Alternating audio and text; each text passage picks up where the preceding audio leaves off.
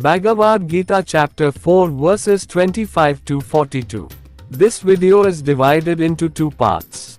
The first part covers Bhagavad Gita chapter 4 verses 25 to 35 starting with the Hindi version followed by the English translation. The second part includes verses 36 to 42 of the same chapter, presented in the same format, first in Hindi, then in English. It is recommended to listen to both versions, as some concepts may be better understood in one language than the other.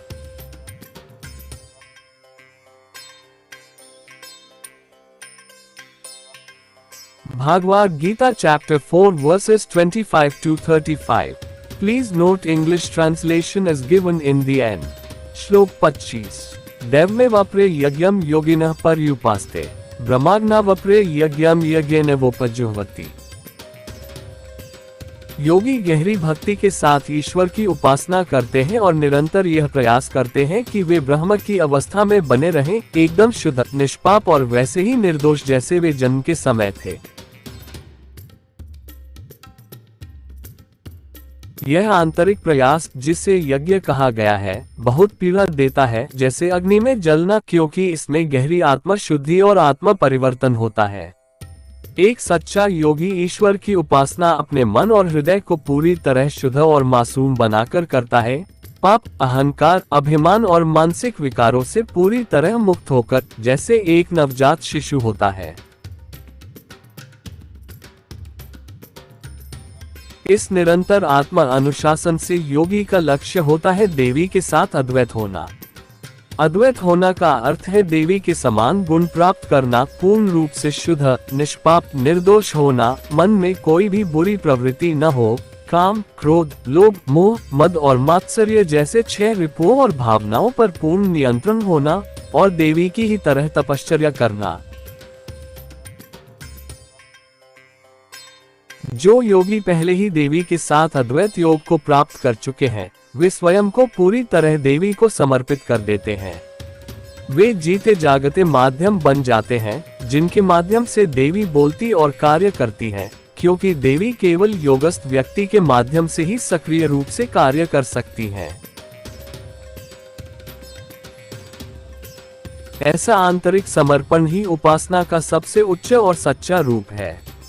इसके विपरीत केवल बाहरी कर्मकांड करना, बिना भीतर को पाप से पवित्रता की ओर बदले, व्यर्थ है। ऐसी उपासना केवल दिखावा होती है और इससे कोई सच्चा आध्यात्मिक लाभ नहीं होता। इसे पाखंड कहा जाता है। सच्ची उपासना का अर्थ है अपने अहंकार, इच्छाओं और अशुद्धियों को तपश्चर्या की अग्नि में आहुति देना, ताकि साधक ब्रह्म की अवस्था में स्थिर हो जाए और विचार, स्वभाव और कर्म में देवी के साथ एकरूप हो जाए।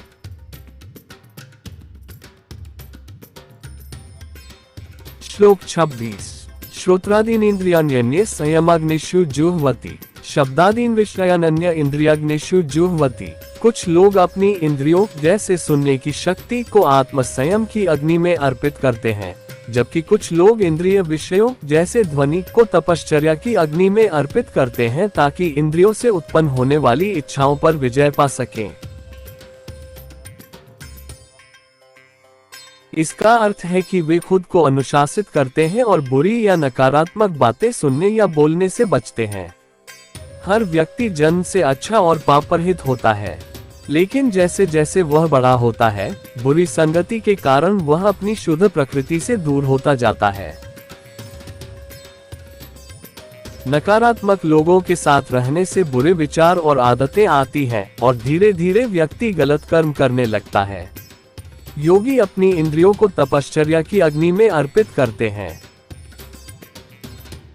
वे अपनी इच्छाओं पर नियंत्रण रखते हैं और इंद्रियों से उत्पन्न होने वाले गलत कार्यों से स्वयं को रोकते हैं। आपके विचार ही आपके शब्द बनते हैं और आपके शब्द ही आपके कर्म।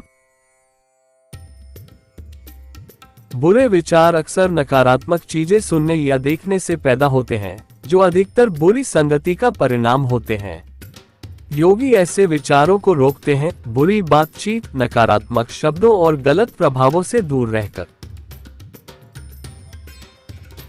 वे स्वयं भी ऐसे शब्द नहीं बोलते। इसके स्थान पर वे स्वयं को अच्छे विचारों में लगाए रखते हैं। वे केवल शुद्ध, सकारात्मक और सत्य बातें ही सुनते और बोलते हैं। सभी जीव अपनी इंद्रियों के माध्यम से सुख का अनुभव करते हैं, लेकिन जब कोई व्यक्ति इन सुखों का आदी हो जाता है तो वह इन इच्छाओं को पूरा करने के लिए अनुचित या गलत मार्ग अपनाने लगता है। यदि ये इच्छाएं पूरी नहीं होती तो मानसिक पीड़ा होती है, और यदि इन्हें गलत तरीकों से पूरा किया जाए तो पाप का संचय होता है, जिससे मृत्यु के बाद भी कष्ट झेलना पड़ता है। देवी ने सदा इंद्रियों से वैराग्य लेने और 6 रिपुओं तथा इच्छाओं पर विजय पाने की सलाह दी है। इंद्रियों से उत्पन्न होने वाली इच्छाओं पर नियंत्रण पाने की प्रक्रिया को इंद्रिय विजय कहा जाता है। योगी बहुत सावधानी से ये देखते हैं कि वे क्या सुनते हैं और क्या बोलते हैं, क्योंकि यही इंद्रिय विजय की साधना का मार्ग है। श्लोक 27। सर्वाणि इंद्रिय कर्माणि प्राणकर्माणि चापरे आत्मसंयम योगाग्नो जुह्वति ज्ञान दीपिते। अन्य लोग भी अपनी सभी इंद्रिय क्रियाओं को आत्म संयम की अग्नि में अर्पित कर देते हैं और केवल वही कार्य करते हैं जो पाप का कारण नहीं बनते, जैसे श्वास लेना, जो एक स्वाभाविक और निष्पाप क्रिया है। वे ऐसा इसलिए कर पाते हैं क्योंकि उन्होंने आत्मबोध के द्वारा सच्चा ज्ञान और बुद्धि प्राप्त कर ली होती है और देवी के साथ योग की अवस्था को प्राप्त कर चुके होते हैं। जो व्यक्ति आत्मज्ञान को प्राप्त कर लेते हैं वे माया से ऊपर उठकर सत्य को स्पष्ट रूप से देख सकते हैं। वे इंद्रियों से उत्पन्न होने वाली इच्छाओं पर नियंत्रण पा लेते हैं और सांसारिक सुखों से जुड़ाव नहीं रखते। उनके कर्म शुद्ध और निष्पाप होते हैं, जैसे श्वास लेना, जो केवल आवश्यक कर्तव्य के रूप में किए जाते हैं, न कि किसी स्वार्थ या बुरी भावना से, इसलिए वे पाप नहीं लाते। वे सदा धर्म के मार्ग पर चलते हैं और तपश्चर्या का जीवन अपनाते हैं, एक अनुशासित जीवन शैली जिसमें 6 आंतरिक शत्रुओं रिपुओं का सामना कर कष्ट सहन करना शामिल होता है। वे अपनी इच्छाओं और 6 रिपुओं को आत्म अनुशासन, यौगिक नियंत्रण और मानसिक संयम की अग्नि में समर्पित कर देते हैं। इस भीतरी साधना और आत्म नियंत्रण को तपश्चर्या कहा जाता है। श्लोक 28। द्रव्ययज्ञास्तपो यज्ञा योगयज्ञास्तथापरे स्वाध्याय ज्ञान यज्ञाश्च यतयः संचित व्रता। यज्ञ शब्द का अर्थ है ईमानदारी से किए गए प्रयास। कुछ लोग आध्यात्मिक या नैतिक मार्ग को पूरी निष्ठा और दृढ़ संकल्प के साथ अपनाते हैं। वे कभी अपने व्रत या संकल्प से विचलित नहीं होते। कुछ लोग केवल धनवान बनने पर ही ध्यान देते हैं और अपनी सारी ऊर्जा धन कमाने में लगा देते हैं। कुछ लोग अपने धन का उपयोग धार्मिक कर्मकांड करने में करते हैं और भौतिक वस्तुओं को यज्ञ रूप में अर्पित करते हैं। कुछ लोग तपश्चर्या के माध्यम से उपासना करते हैं, यानी लगातार प्रयास करके 6 आंतरिक शत्रुओं रिपु पर विजय प्राप्त करना। हर व्यक्ति अलग अलग मार्गों को अपनाता है। कुछ लोग निरंतर केवल धन कमाने के लिए ही प्रयास करते हैं। कुछ अपनी भौतिक वस्तुएं यज्ञ में अर्पित करते हैं। कुछ तपस्या का मार्ग अपनाते हैं। कुछ योग के मार्ग पर चलते हैं, जिसका अर्थ है मन की बुरी वृत्तियों का निरोध करना। कुछ ज्ञान योग के पथ पर चलते हैं, जहां वे ईश्वर का ब्रह्म ज्ञान प्राप्त करने के लिए निरंतर प्रयास करते हैं।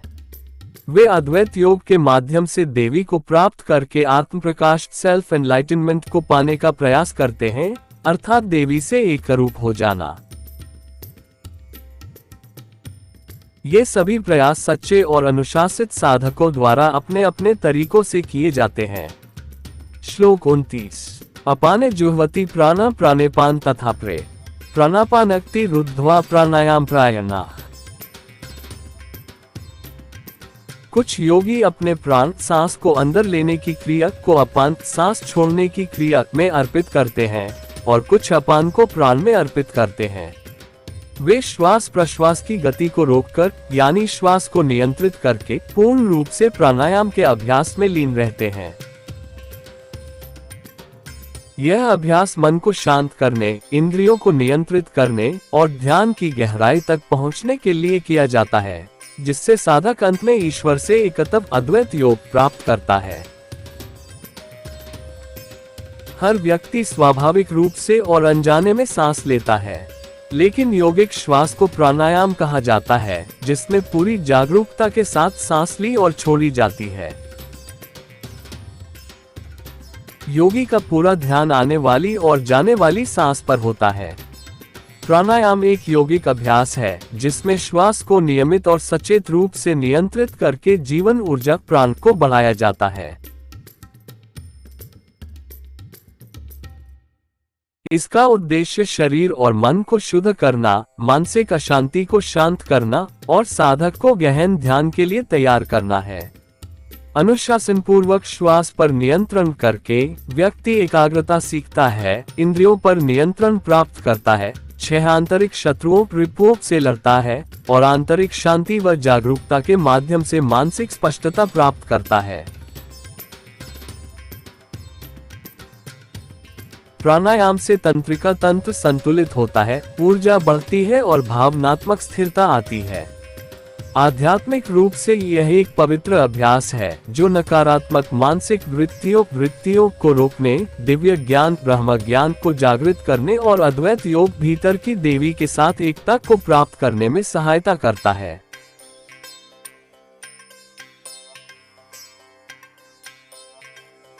ये केवल श्वास की तकनीक नहीं है, बल्कि आत्मशुद्धि और आध्यात्मिक प्रगति का एक शक्तिशाली मार्ग है। भगवान कृष्ण, जो देवी की वाणी है, ध्यान योग मेडिटेशन की प्रक्रिया को इस प्रकार समझाते हैं। जब योगी सभी इंद्रियों के द्वार बंद कर देता है, मन को हृदय में स्थिर करता है और श्वास पर ध्यान केंद्रित करता है, तब वह ध्यान में स्थिर हो जाता है। जब योगी सांस के आने जाने के समय नाक में उत्पन्न होने वाली संवेदना पर ध्यान केंद्रित करता है, तो वह अनावश्यक विचारों को उठने से रोकना सीखता है। सांस ध्यान की एक लंगर एंकर बन जाती है, जो मन को भटकने से रोककर वापस ध्यान की ओर खींच लाती है। मनुष्य इस संसार का अनुभव इंद्रियों आंख, कान, नाक, जीभ और त्वचा के माध्यम से करता है।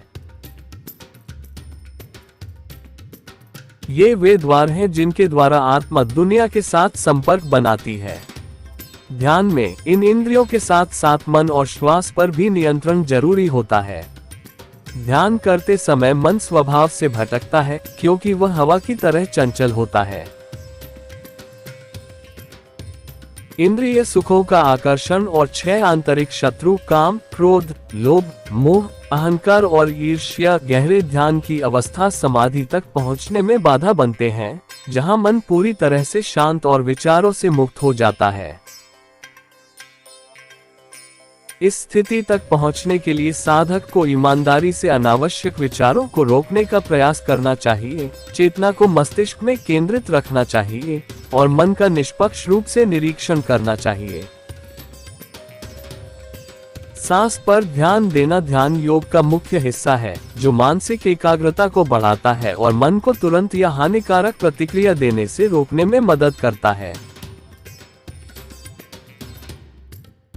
सच्चा योगी वह होता है जिसने इंद्रियों, मन और बुद्धि पर विजय पा ली हो और जो इच्छा, भय और क्रोध से मुक्त होकर जीता हो।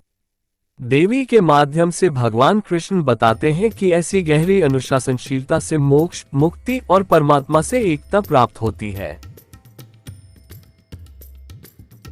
ध्यान योग के माध्यम से संसार का भ्रम माया दूर होता है और सच्ची आंतरिक शांति का अनुभव होता है। ऐसे योगी संसार में रहते हुए भी भीतर से पूर्ण रूप से स्वतंत्र रहते हैं और मृत्यु के बाद मोक्ष प्राप्त करते हैं।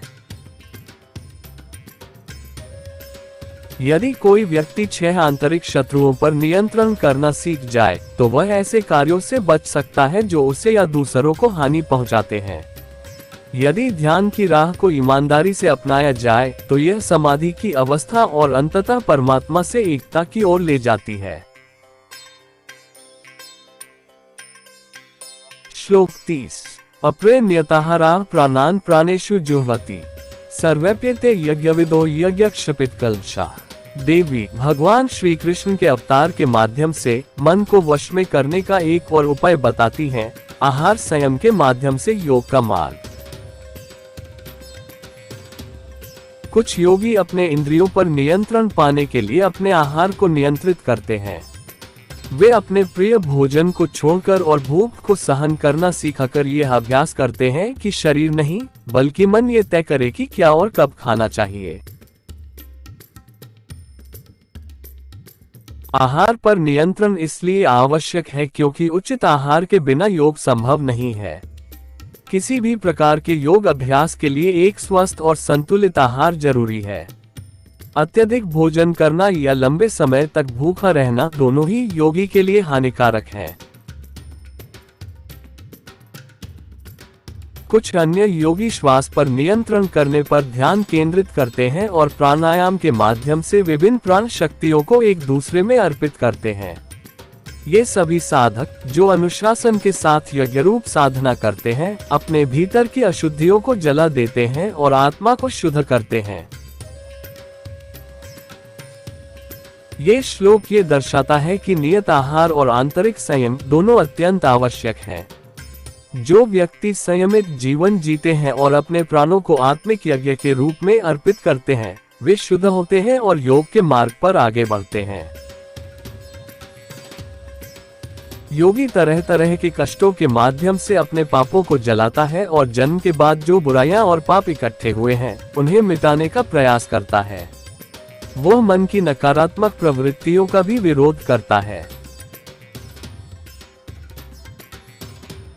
श्लोक 31। यज्ञशिष्टामृत भुजो यान्ति ब्रह्म सनातनम नायम लोकोस्त्य यज्ञस्य कुतोन्यः कुरुसतम। जो लोग ईमानदारी से इस पृथ्वी पर सबसे ऊंचे लक्ष्य को प्राप्त करने का प्रयास करते हैं, यानी आत्मा की जन्म से पहले की मूल अवस्था को प्राप्त करना, वास्तव में वे ही सच्चे बुद्धिमान होते हैं। आत्मा ही ब्रह्म है, शाश्वत, अजन्मा और दिव्य। लेकिन पृथ्वी पर जन्म लेने के बाद आत्मा पापों और बुरी प्रवृत्तियों के कारण अपनी शुद्ध और मूल अवस्था को खो देती है। यज्ञ शब्द का अर्थ होता है सच्चे प्रयास। ये निरंतर निस्वार्थ कार्यों को दर्शाता है जो किसी ऊंचे आध्यात्मिक लक्ष्य के लिए पूर्ण समर्पण के साथ किए जाते हैं। कुछ लोग ऐसे होते हैं जो आध्यात्मिक या नैतिक मार्ग को पूर्ण निष्ठा और दृढ़ संकल्प के साथ अपनाते हैं। वे कभी अपने व्रतों या संकल्पों से विचलित नहीं होते। उनका पूरा जीवन ही यज्ञ बन जाता है। जब आत्मा अमृतत्व का अमूल्य ज्ञान का पान करती है, तो वह अपनी मूल दिव्य ब्रह्म अवस्था को फिर से प्राप्त कर लेती है। ये ब्रह्म ज्ञान नामक दिव्य ज्ञान से होता है, जो परम देवी से अद्वैत योग एकत्व का मार्ग दिखाता है। जो व्यक्ति निरंतर और बेचैनी के साथ ऐसे यज्ञ करते हैं, उन्हें निश्चित ही उसका फल प्राप्त होता है। ब्रह्म ज्ञान के अमृत से वे सच्चे अर्थों में अमर हो जाते हैं। यह अमृत कोई भौतिक तरल नहीं है, ये ब्रह्म ज्ञान का दिव्य ज्ञान है। ब्रह्म का अर्थ है पूर्ण सत्य, जो कभी नहीं बदलता, शाश्वत, निर्दोष और अविनाशी। वह सदा से है, समय या परिवर्तन से प्रभावित नहीं होता और सबके लिए एक समान रहता है। वह कभी नष्ट नहीं होता और अद्वितीय है, उसके समान कुछ और नहीं। इसलिए उसे कहा गया है, एकमेव अद्वितीयम, एक ही है, दूसरा कोई नहीं। ब्रह्म को तीन रूपों में समझा जा सकता है। शाश्वत आत्मा के रूप में, परम दिव्य सत्य ज्ञान के रूप में, या स्वयं परम देवी के रूप में, जो पृथ्वी और संपूर्ण ब्रह्मांड की शक्ति है।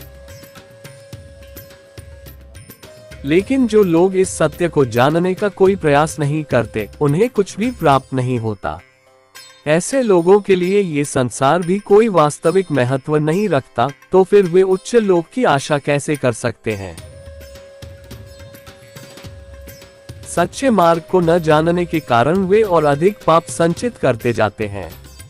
परिणाम स्वरूप वे दोबारा मनुष्य के रूप में जन्म लेने का अवसर खो देते हैं और उन्हें नीच योनियों में जन्म लेना पड़ता है। केवल मनुष्यों को ब्रह्म ज्ञान प्राप्त करने का अवसर मिलता है, जो अमृत के समान है, दिव्य ज्ञान का अमूल्य रस। यही ज्ञान आत्मा को मोक्ष की ओर ले जाता है, जन्म और मृत्यु के चक्र से मुक्ति की ओर। जब आत्मा मोक्ष प्राप्त कर लेती है तो वह सदा के लिए मुक्त हो जाती है। जहाँ जन्म नहीं, वहाँ मृत्यु भी नहीं। इस प्रकार आत्मा अमर बन जाती है। पृथ्वी पर एक पवित्र कलश है, जिसे अमृत कलश कहते हैं, जिसमें अमृतत्व का अमृत भरा है। ये कलश है वेद, और इसके भीतर जो अमृत है वह है वेदों का दिव्य ज्ञान, ब्रह्म ज्ञान। केवल मनुष्य ही इसे प्राप्त कर सकते हैं। यही कारण है कि मनुष्य जन्म को मोक्ष का द्वार कहा गया है। श्लोक 32। एवं बहुविधा यज्ञ वित्ता ब्रह्मणो मुखे कर्मजान विद्धि तान सर्वाने ज्ञात्वा विमोक्ष्यसे। देवी भगवान श्री कृष्ण का अवतार लेकर सभी को ये सलाह देती है कि वे वेदों के ज्ञाता ब्राह्मण से सभी प्रकार के यज्ञ, इंद्रियों पर नियंत्रण पाने के विभिन्न उपाय सीखें। इन विधियों को ठीक से सीखकर और उन्हें श्रद्धा से जीवन में अपनाकर व्यक्ति जन्म मरण के चक्र से मुक्ति यानी मोक्ष के अंतिम लक्ष्य की ओर बढ़ता है। सभी प्रकार के यज्ञ जैसे श्वास का नियंत्रण, आत्मा अनुशासन, अध्ययन, इच्छाओं पर नियंत्रण और संतुलित भोजन सजगता के साथ किए गए कर्मों के रूप होते हैं। ये कर्म किसी स्वार्थ के लिए नहीं, बल्कि भीतर स्थित देवी को समर्पित भाव से किए जाते हैं। जो लोग आंतरिक त्याग और भक्ति के साथ जीवन जीते हैं, उन्हें दिव्य शांति प्राप्त होती है और वे शाश्वत सत्य तक पहुंचते हैं। लेकिन जो केवल अपने लिए जीते हैं, उन्हें न इस लोक में सच्चा सुख मिलता है और न ही अगले लोक में। हमें बाहरी कर्मकांडों से ऊपर उठकर हर सांस और हर कार्य को भीतर की देवी को समर्पित भाव से करना चाहिए। यही पथ आत्मशुद्धि, सच्चे ज्ञान और शाश्वत से एकत्व की ओर ले जाता है। ये सभी यज्ञ आपस में विरोधी नहीं हैं, बल्कि आत्मसमर्पण के अलग अलग रूप हैं। ये योगी को अहंकार से मुक्त कर परमात्मा से एकता का अनुभव कराते हैं। जब साधक इन सभी मार्गों के पीछे छिपी आंतरिक एकता को समझ लेता है, तब वह केवल कर्मकांड में बंधा नहीं रहता। वह ब्रह्म ज्ञान के माध्यम से मोक्ष प्राप्त करता है।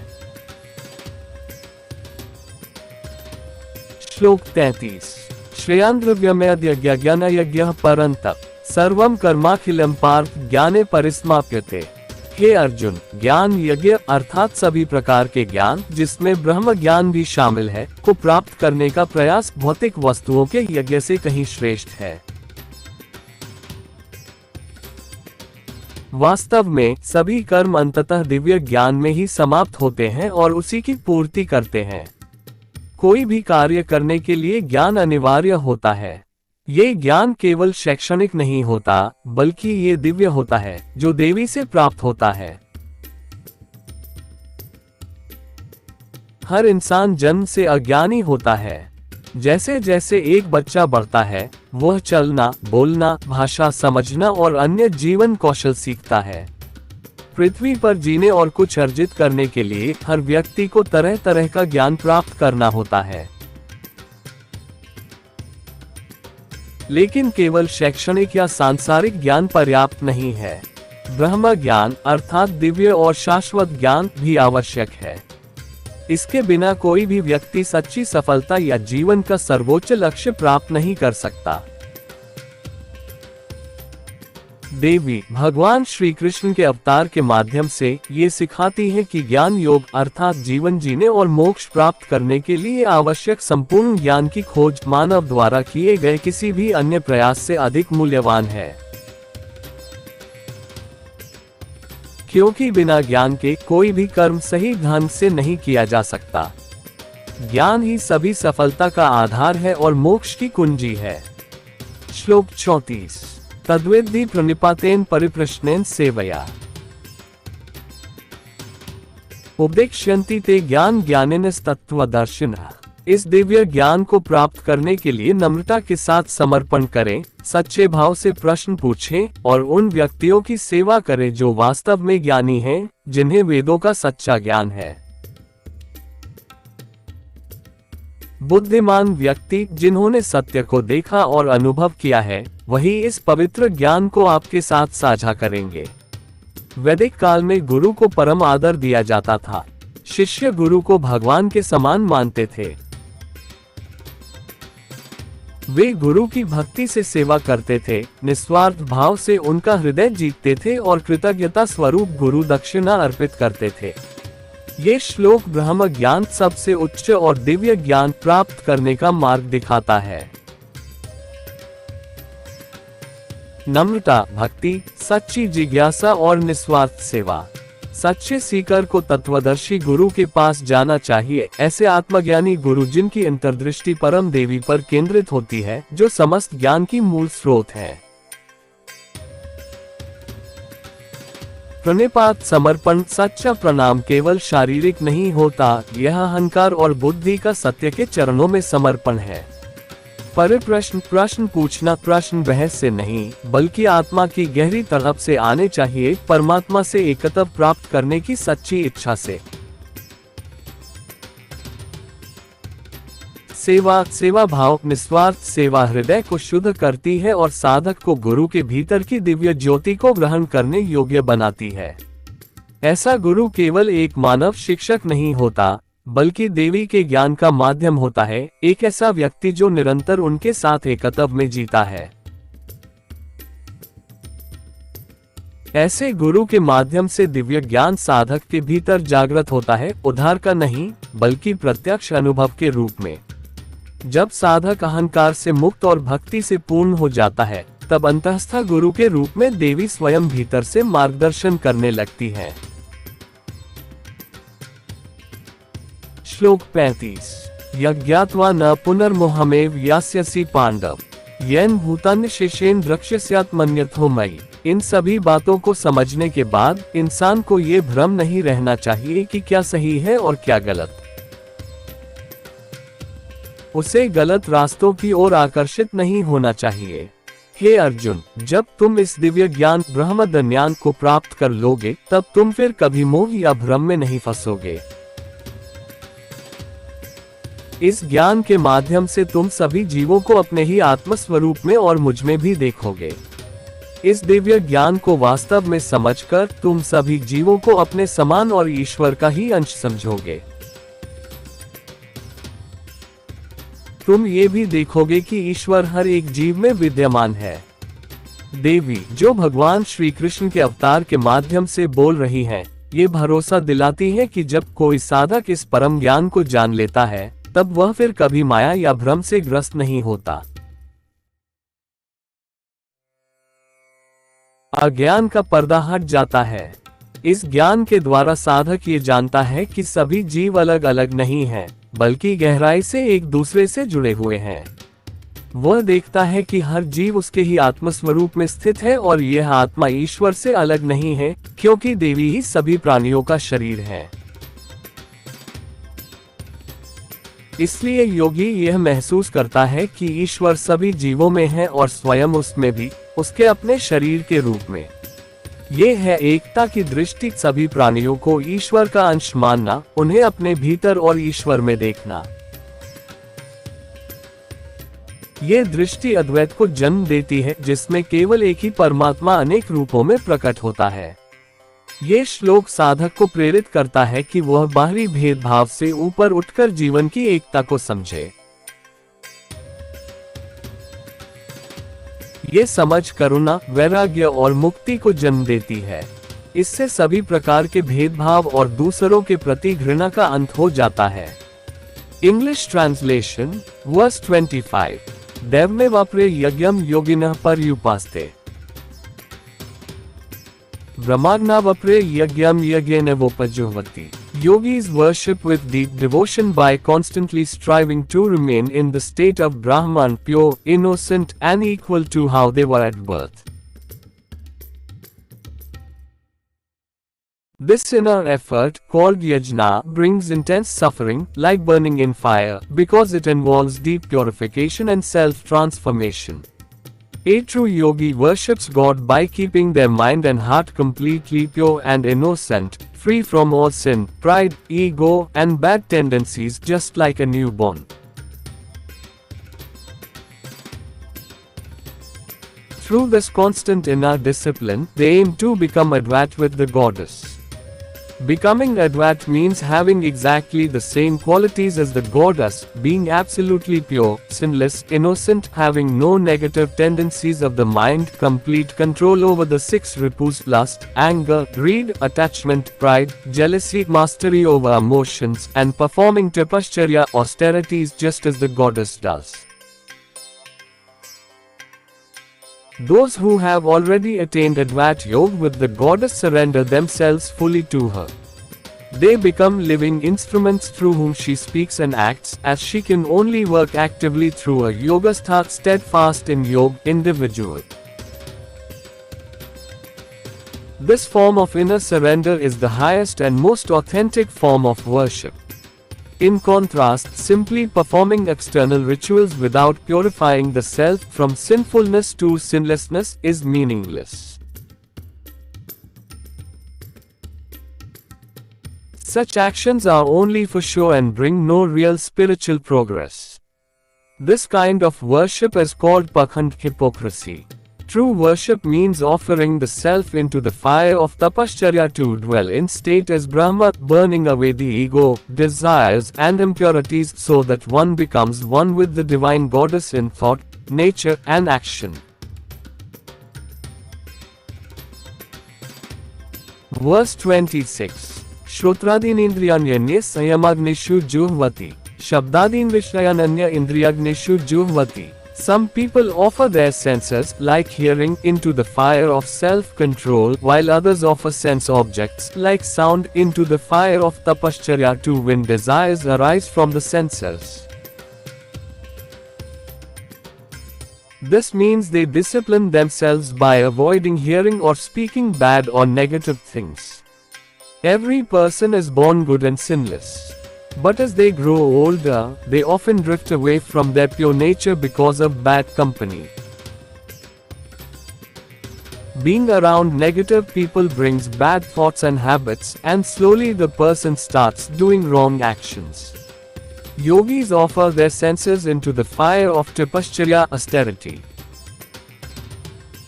They control their desires and stop themselves from doing wrong things that arise through the senses. Your thoughts become your words, and your words become your actions. Bad thoughts are born from listening to or seeing negative things, usually due to bad company. Yogis prevent such thoughts by avoiding bad conversations, negative talk, and harmful influences. They do not speak such things either. Instead, they keep themselves immersed in good thoughts. They choose to listen to and speak only pure, positive, and truthful words. All living beings experience pleasure through their sensory organs. However, when a person becomes addicted to these pleasures, they may begin to use unfair or unethical means to satisfy their desires. When such desires remain unfulfilled, they lead to emotional suffering. And if unethical means are used to fulfill them, it results in the accumulation of sin, which causes suffering even after death. The goddess has always advised detachment from the senses and urged individuals to overcome the six inner enemies, ripus, and desires. The practice of gaining control over desires that arise from the senses is known as conquering the senses, Indriya Vijay. A yogi takes great care in what they listen to and what they speak, as part of their discipline to attain mastery over the senses. Verse 27. Sarvani Indriya Karmani Prankarmani Chapre. Atmasayamayogagnor juhvati gyandipite. Others, too, dedicate all their sensory actions to this fire of self-control and choose to perform only those actions that do not lead to sin, just like breathing, which is natural and sinless. They are able to do this because they have attained true knowledge and wisdom through self-enlightenment, reaching the state of yoga with the goddess. Those who are enlightened can clearly see the truth by rising above Maya. They are able to control the desires that come from the senses and stay free from attachment to worldly pleasures. Their actions are pure and sinless, just like natural actions such as breathing, which do not cause any sin because they are done only as necessary duties, without any selfish or harmful intention. They always walk the path of righteousness and follow a life of tapashcharya, a disciplined way of living that includes enduring suffering by resisting the 6 inner enemies ripus. They offer their desires and the 6 ripus into the fire of self-discipline, yogic control, and mental restraint. This inner practice and self-offering is known as tapashcharya. Verse 28. Dravyayagyastapo yagya yoga yagyastathapre. Swadhyayajnana yagyascha yatayah sanshitvaratah. Meaning of word yagya is sincere efforts. There are people who follow a spiritual or moral path with full dedication and firm determination. They never get distracted from their vows or commitments.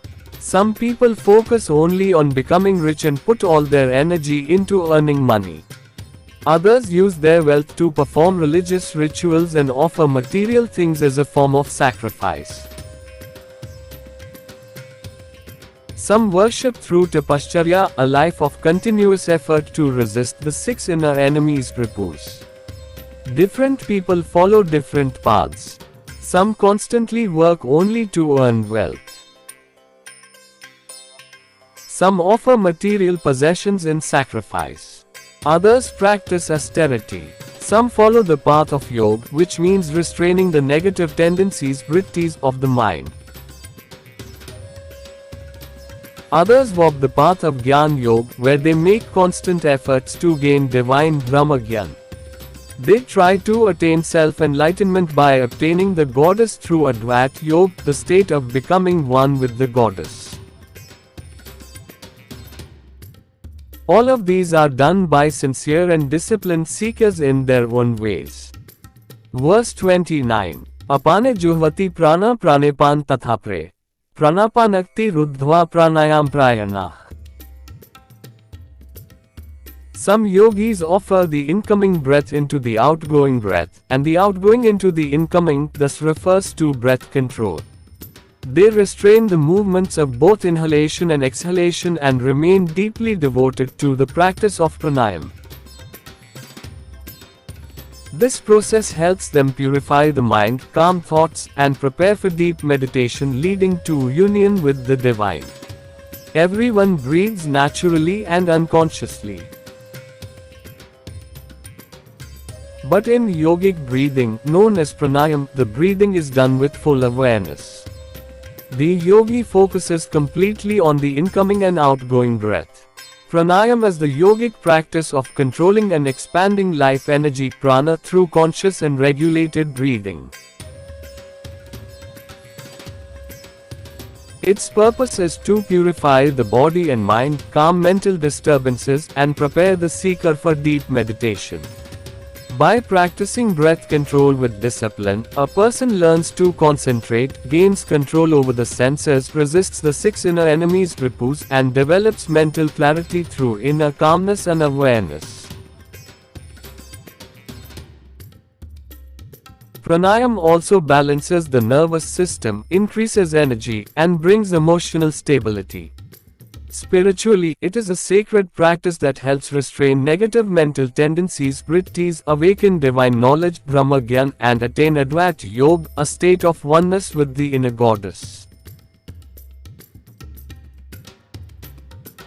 It is much more than just a breathing technique, it is a powerful path of self-purification and spiritual progress.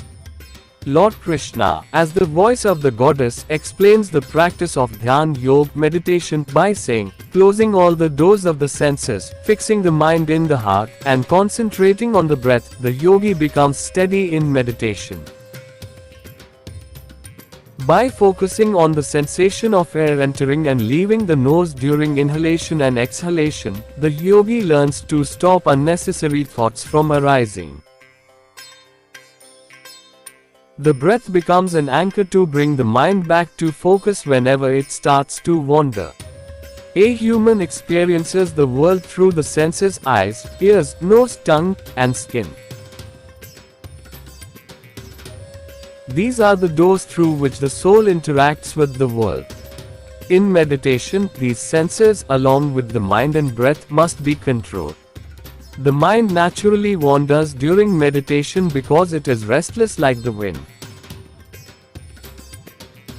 The attraction of sensory pleasures and the six inner enemies, lust, anger, greed, attachment, pride, and jealousy, become major obstacles to reaching samadhi, the deep meditative state where the mind becomes completely still and free from thoughts. To reach this state, a seeker must sincerely try to stop unnecessary thoughts, keep awareness focused in the brain, and observe the mind honestly. Watching the breath is central to Dhyan Yoga, as it builds mental concentration and helps train the mind to avoid impulsive or harmful actions. A true yogi is one who has mastered the senses, mind, and intellect, and lives free from desire, fear, and anger. According to the goddess through Lord Krishna, such deep discipline leads to moksha, liberation, and union with the divine. Through Dhyan Yoga, the illusion of the world Maya fades and true inner peace is realized.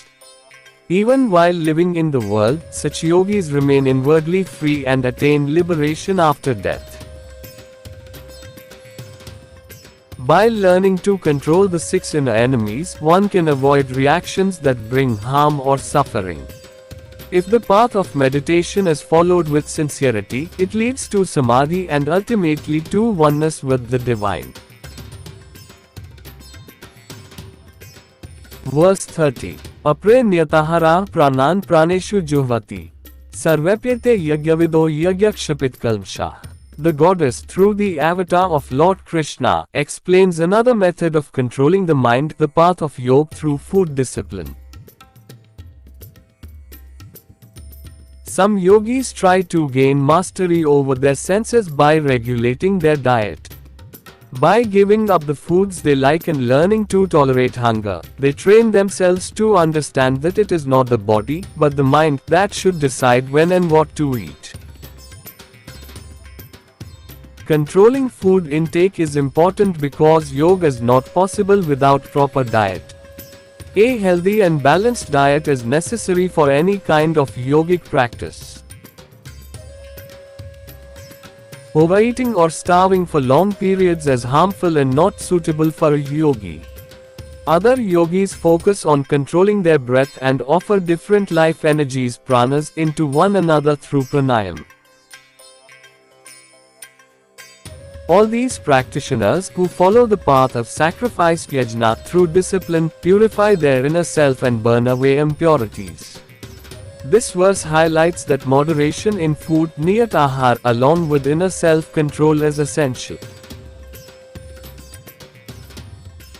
Those who live with discipline and offer their life energies as a spiritual sacrifice become purified and move forward on the path of yoga. Through various forms of suffering, the yogi burns away his sins and tries to remove the negativity and wrong actions accumulated after birth. He also resists the negative tendencies of the mind.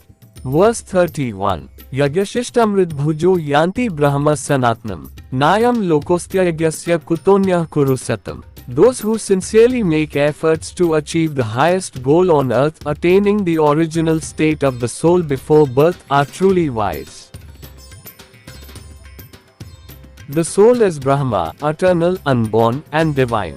But after taking birth on earth, the soul loses its pure and original state due to the accumulation of sins and bad tendencies. The word yagya means sincere efforts. It refers to the continuous, selfless actions done with full dedication for a higher spiritual goal. There are people who follow a spiritual or moral path with full dedication and firm determination. They never get distracted from their vows or commitments. Their entire life becomes a form of yagya. By consuming Amrut, the nectar of immortality, the soul regains its original divine state of Brahma.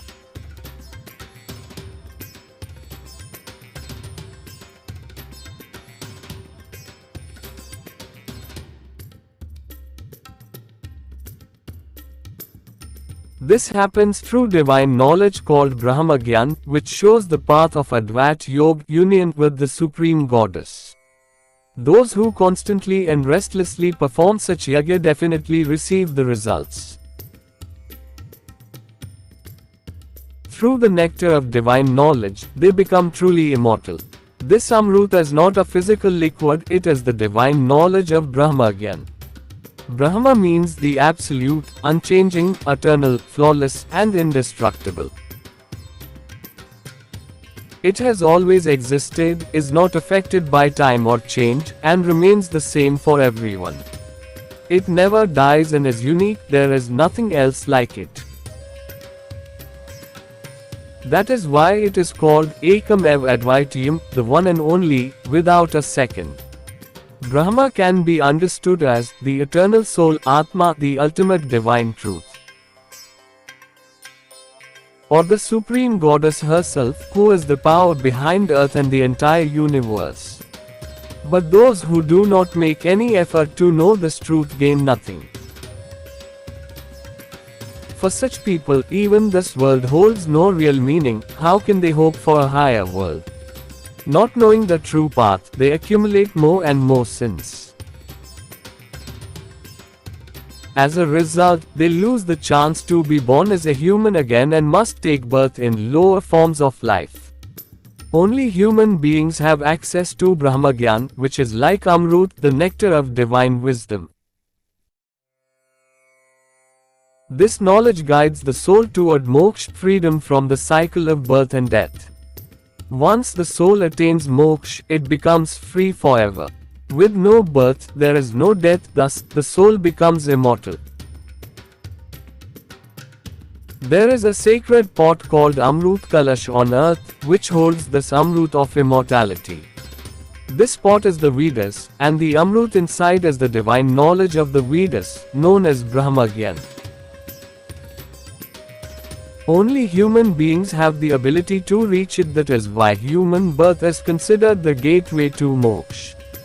Verse 32. Evam bahuvidha yagya vitta brahmano mukhe. Karmajan vidhi tan sarvanev gyatva vimokshase. The goddess, using the avatar of Lord Krishna, advises everyone to learn all types of yajnas, the methods to gain control over the senses from a Brahmana, the knower of the Vedas. By learning how to perform these various methods and sincerely practicing them, one moves closer to the ultimate goal of moksha, liberation from the cycle of birth and death. All types of yajna, such as breath control, self-discipline, study, control over desires, and eating in moderation, are forms of karma done with awareness. These actions are not done for personal gain, but as offerings to the divine feminine within. Those who live with inner sacrifice and devotion receive divine peace and reach the eternal truth. But those who live only for themselves gain neither true happiness in this world nor in the next. One must go beyond outer rituals and live each breath and every action as a sacred offering to the inner goddess. This leads to purification, true wisdom, and union with the Eternal. These different yajnas are not in conflict, they are all forms of surrender. They help the yogi dissolve the ego and experience oneness with the Supreme Self. When the seeker understands the inner unity behind all these paths, he rises above ritual and attains moksha, liberation, through the divine knowledge of the divine source who is the goddess herself. Verse 33. Shreyandravyamayadyagyanayagyah parantap. Sarvam karmakhilam parth jnane parismapyate. O Arjuna, the sacrifice of knowledge, Gyan Yoga, the sincere effort to gain all kinds of knowledge including Brahma Gyan, is far greater than the sacrifice of material offerings. In truth, all actions ultimately lead to and are fulfilled by divine knowledge. To perform any action, knowledge is essential. This knowledge is not just academic, it is divine wisdom that comes from the goddess. Every human is born without knowledge. As a child grows, they naturally begin to learn how to walk, talk, understand language, and develop life skills. To survive and succeed on earth, every person must learn various forms of knowledge. However, academic or worldly knowledge alone is not enough. One must also receive Brahma Gyan, divine, eternal knowledge. Without this, no one can attain true success or reach the highest goal of human life. The goddess, through the avatar of Lord Krishna, teaches that Gyan Yoga, the path of seeking complete knowledge for both worldly living and spiritual liberation, is more valuable than any other effort. For without knowledge, no action can be performed with true understanding. Knowledge is the foundation of all success and the key to liberation. Verse 34. Tadvidhi pranipaten pariprashnen sevaya. Udekshanti te gyan gyaninis tattva darshana. Understand this divine knowledge by surrendering with humility, asking sincere questions, and serving those who are truly enlightened. Who have true knowledge of Ved. The wise, those who have seen the truth, will share this sacred knowledge with you. In the Vedic period, the Guru was given the highest respect. Students treated the Guru as equal to God. They served him with devotion, won his heart through selfless service, and offered Guru Dakshina in gratitude. This verse shows the path to receive Brahma Gyan, the highest divine knowledge. Humility, devotion, sincere inquiry, and selfless service. One must approach a Tattvadarshi Guru, a realized master whose inner vision is fixed on the Supreme Goddess, the source of all knowledge. Pranipata, surrender. True bowing is not just physical, it means surrendering your ego and intellect at the feet of the truth. Pariprasna, inquiry. Your questions must come from a deep longing, not from debate, but from a sincere desire to unite with the divine. Seva, service. Selfless service purifies the heart. It opens the seeker to receive the inner light of the Guru. Such a Guru is not just a human teacher, but a channel of the goddess's wisdom, a being who constantly lives in union with her. Through such a Guru, divine knowledge awakens in the seeker, not as borrowed ideas, but as living experience. When the seeker becomes free from ego and full of devotion, the goddess as the inner Guru begins to guide him from within. Verse 35. Yagyatva na punarmohamev yasyasi pandav. Yen bhutan sheshen drakshasyatmanyatho mai. After understanding all these truths, one should not remain confused about what is the right path to follow, and should not be attracted to wrong ways. O Arjuna, once you attain this divine knowledge, Brahma Gyan, you will never fall into delusion again. Through this knowledge, you will see all living beings as part of your own self and also as part of me. By truly understanding this knowledge, you will see all beings as equal to yourself and as part of God. You will also recognize God present in every living being. The goddess, speaking through the form of Lord Krishna, assures everyone that once a seeker realizes the supreme knowledge, they are no longer trapped by illusion Maya. The darkness of ignorance disappears. Through this divine knowledge, the seeker understands that all living beings are deeply connected.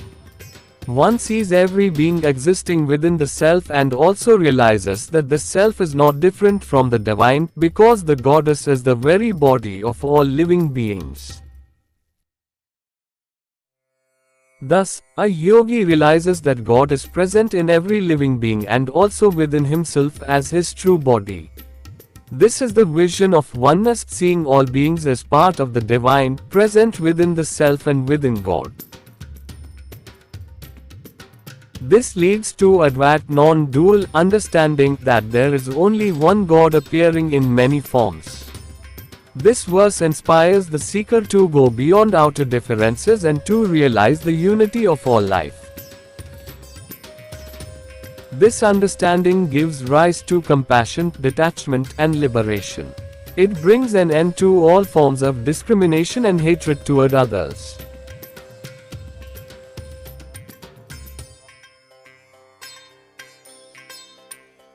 Bhagavad Gita chapter 4 verses 36 to 42.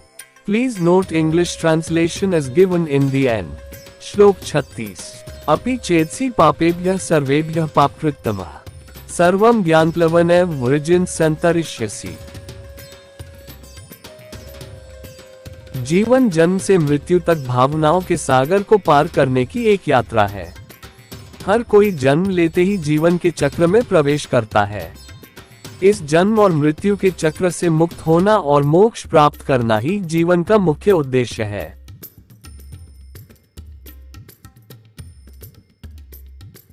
इसके लिए सही ज्ञान होना बहुत जरूरी है। बिना सच्चे ज्ञान के कोई भी इस चक्र से मुक्त नहीं हो सकता। इस श्लोक में देवी भगवान श्री कृष्ण के अवतार के माध्यम से सभी को यह आश्वासन देती है कि चाहे कोई कितना भी पापी क्यों न हो, यहाँ तक कि यदि वह सबसे बड़ा पापी भी हो, यदि वह सच्चे मन से ब्रह्म ज्ञान को प्राप्त करता है और उसका पालन करता है, तो वह निश्चित रूप से सभी पापों और अशुद्धियों से ऊपर उठ सकता है। यहाँ ज्ञान की नोक ब्रह्म ज्ञान का प्रतीक है, वह दिव्य ज्ञान जो मनुष्य को अज्ञान और पाप के सागर से पार कराता है। ये श्लोक सच्चे दिव्य ज्ञान की शक्ति को गहराई से दर्शाता है। सबसे बुरे कर्म भी बदले जा सकते हैं। कोई आत्मा हमेशा के लिए नष्ट नहीं होती। जिस क्षण कोई व्यक्ति अंतर्मुखी होता है, सत्य की खोज करता है और उच्च ज्ञान में स्थित हो जाता है, उसी क्षण से उसका शुद्धिकरण आरंभ हो जाता है। ये ज्ञान की नोक और कुछ नहीं, बल्कि वेदों और भगवद गीता में निहित शाश्वत ब्रह्म ज्ञान ही है। श्लोक 37। यथेधांसी समिद्धोग्निर्भस्मसात् कुरुते अर्जुन, ज्ञानाग्ने सर्वकर्माणि भस्मसात् कुरुते तथा। इस श्लोक में देवी भगवान श्री कृष्ण के माध्यम से ब्रह्म ज्ञान की शक्ति को समझाती हैं। ब्रह्म ज्ञान की तुलना एक प्रज्वलित अग्नि से की गई है, जो सभी कर्मों, चाहे वे अच्छे हों या बुरे, को भस्म कर देती है। जैसे अग्नि लकड़ी को राख बना देती है, वैसे ही ये दिव्य ज्ञान, जिसे ब्रह्म ज्ञान कहा जाता है, अज्ञान और बंधनों को नष्ट कर देता है। ब्रह्म ज्ञान हर मानव के लिए सबसे महत्वपूर्ण ज्ञान है। ये हमें सच्चाई और अर्थपूर्ण जीवन जीने का मार्ग दिखाता है। यह मनुष्य जीवन के लिए एक प्रकार का उपयोग करने वाला मार्गदर्शक यूजर मैनुअल है। ये दिव्य ज्ञान जो वेदों में प्रकट हुआ है, शाश्वत है। ये समय की शुरुआत से ही अस्तित्व में है। ब्रह्म का अर्थ है परम सत्य, जो अपरिवर्तनीय, अविनाशी और दोष रहित है। ये जन्म, मृत्यु या विनाश से परे है और सभी के लिए समान रूप से स्थिर रहता है। इसी कारण इसे एकमेव अद्वितीय कहा गया है, एकमात्र, जिसके समान कोई दूसरा नहीं। ब्रह्म ज्ञान इसी परम सत्य का ज्ञान है। यह शाश्वत सत्य आत्मा और सभी प्राणियों में विद्यमान दिव्यता का बोध कराता है। जो व्यक्ति ब्रह्म ज्ञान में पूर्ण रूप से स्थित हो जाता है, वह हर क्रिया में दिव्यता को देखता है। उसका जीवन सत्य, पवित्रता और आंतरिक स्वतंत्रता की अभिव्यक्ति बन जाता है। श्लोक 38। न हि ज्ञानेन सदृशं पवित्रमेव विद्यते तत्स्वयं योग संसिद्ध कालेनात्मनि विन्दति। ये श्लोक ब्रह्म ज्ञान, दिव्य ज्ञान की महिमा करता है, जो कि परम पवित्र करने वाला है। इस संसार में ब्रह्म ज्ञान से बढ़कर कोई और पवित्र और शुद्ध करने वाली चीज नहीं है। ये ज्ञान केवल बौद्धिक या पुस्तक का ज्ञान नहीं है, यह उस सत्य का प्रत्यक्ष अनुभव है कि आत्मा और परमात्मा में कोई भेद नहीं है, अद्वैत का अनुभव। जब साधक योग में सिद्ध हो जाता है, अर्थात आत्म संयम, ध्यान, वैराग्य और आंतरिक शुद्धता के द्वारा, तब धीरे धीरे ये ज्ञान स्वयं के भीतर प्रकट होता है। योग की इस अवस्था में स्थित होकर आत्मा परमात्मा के समान ही दिव्य हो जाती है और उसे मोक्ष प्राप्त होता है, जो जन्म और मृत्यु के चक्र से मुक्ति है। जब कोई व्यक्ति ब्रह्म ज्ञान प्राप्त करता है, उसे गहराई से समझता है और उसके दिखाए मार्ग पर चलता है, तब वह पाप से पवित्रता की ओर अपनी यात्रा शुरू करता है। जन्म के बाद जो भी अशुद्धियां मन में एकत्र हुई है, उन्हें तपश्चर्या, अनुशासित आध्यात्मिक प्रयास के द्वारा दूर किया जा सकता है। इस प्रक्रिया से आत्मा शुद्ध होती है और साधक देवी के निकट पहुंचता है, जिससे उसे अद्वैत योग प्राप्त होता है, देवी के साथ पूर्ण एकता। जब ये ज्ञान पूर्ण रूप से समझ लिया जाता है और उसे ही अंतिम सत्य माना जाता है, तभी सच्चे योग का अभ्यास शुरू होता है। योग का अर्थ है मन की नकारात्मक वृत्तियों का नियंत्रण और निरोध। मन के 6 शत्रुओं काम, क्रोध, लोभ, मोह, मद और मत्सर को रोकते हुए जीवन जीना ही तपश्चर्या कहलाता है। यह अनुशासित साधना आत्मा को शुद्ध करती है और सभी भीतरी भेद मिटाती है। जब ये द्वैत भिन्नताएं समाप्त हो जाते हैं और आत्मा देवी के समान ही पवित्र और निष्पाप हो जाती है, तब साधक अद्वैत हो जाता है, देवी से एक रूप हो जाता है। इसी योग में आत्मा परमात्मा के समान ही दिव्य बन जाती है। योग की इस पवित्र अवस्था में जीवन बिताकर साधक सच्चा मोक्ष प्राप्त करता है, जन्म और मृत्यु के चक्र से पूर्ण मुक्ति। श्लोक 39। श्रद्धावान लभते ज्ञान तत्परः संयतेन्द्रिय ज्ञान लब्ध्वा परा शांतिमचिरेणाधिगच्छति। देवी ने भगवान श्री कृष्ण के अवतार के माध्यम से पहले ही कहा है कि केवल वही व्यक्ति इस दिव्य ज्ञान को सही प्रकार से समझ सकता है, जिसके भीतर सच्ची श्रद्धा और आस्था होती है। जब किसी के भीतर इस ज्ञान पर पूर्ण विश्वास हो जाता है, तो वह अपने जीवन को इस ज्ञान के मार्गदर्शन के अनुसार जीना शुरू करता है। जब वह इस ज्ञान के दिखाए मार्ग पर चलता है, तब वह योग का अभ्यास शुरू करता है और साधु की तरह तपश्चर्या, आध्यात्मिक साधना से जीवन जीने लगता है। योग और तपश्चर्या के माध्यम से वह व्यक्ति धीरे धीरे अपने भावनाओं पर पूर्ण नियंत्रण प्राप्त करता है, अपनी इंद्रियों पर विजय प्राप्त करता है और मन के 6 शत्रुओं रिपु को भी जीत लेता है। इस प्रक्रिया के फलस्वरूप वह शीघ्र ही अद्वैत योग, देवी के साथ पूर्ण एकता को प्राप्त कर लेता है, जो उसे मृत्यु के बाद शाश्वत शांति और मोक्ष प्रदान करता है। श्लोक 40। अज्ञश्च श्रद्धानश्च संशयात्मा विनश्यति नायम लोकोस्ति न परो न सुख संशयात्मन। जो व्यक्ति अज्ञानी है, जिसमें आस्था नहीं है और जिसका मन संदेहों से भरा हुआ है, वह नष्ट हो जाता है। संदेह से भरे हुए व्यक्ति को कुछ भी प्राप्त नहीं होता, न इस जीवन में सच्चा संतोष, न अगले जन्म में मानव जन्म और न ही कोई सुख। ऐसा व्यक्ति न तो इस संसार में शांति और आनंद का अनुभव करता है और न ही उसे उच्च आध्यात्मिक स्थिति या मोक्ष की प्राप्ति होती है। क्योंकि वह दिव्य ज्ञान पर विश्वास नहीं करता और लगातार संदेह करता है, वह बार बार गलत कर्म करता रहता है, जिससे वह सत्य, योग और मोक्ष से और दूर हो जाता है। देवी ने भगवान श्री कृष्ण के माध्यम से पहले ही कहा है कि केवल सच्चा भक्ति इस दिव्य ज्ञान को उसके वास्तविक अर्थ में समझ सकता है। जब कोई इस ज्ञान में विश्वास करता है, तभी वह उस मार्ग पर चलना शुरू करता है जो ये ज्ञान दिखाता है। जो अज्ञानी हैं, जिनमें श्रद्धा नहीं है या जिनका मन संशय से भरा है, वे सभी भटक जाते हैं।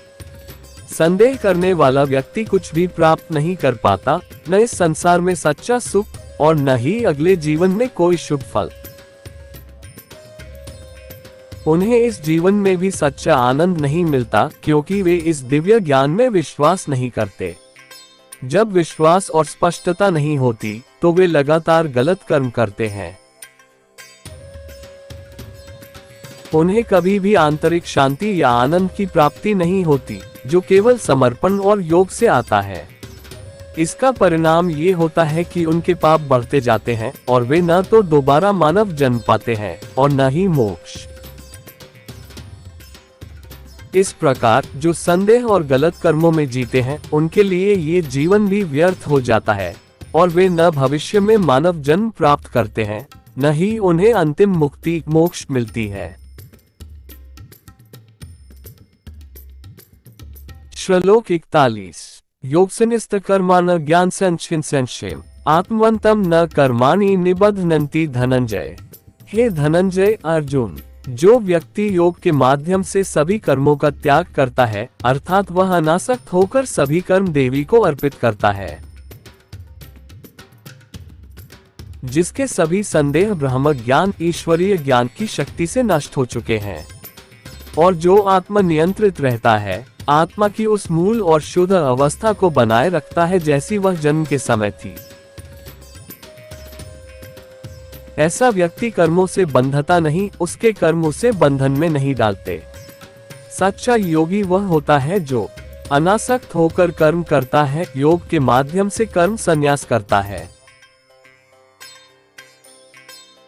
ब्रह्म ज्ञान द्वारा अपने सभी आंतरिक संशयों को नष्ट कर चुका होता है, मन, इंद्रियों और भावनाओं पर पूर्ण नियंत्रण रखता है और देवी ब्रह्म को ही सभी कर्मों की कर्ता के रूप में देखता है।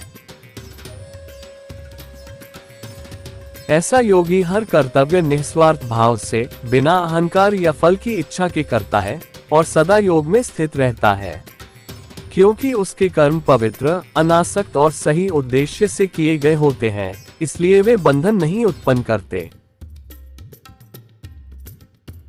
जैसे स्वाभाविक क्रियाएं जैसे श्वास लेना, चलना या बोलना आत्मा को बंधन में नहीं डालती। इसलिए जो व्यक्ति योग में स्थित होकर ज्ञान और आत्म नियंत्रण के साथ कर्म करता है, उसे कर्म नहीं बांधते।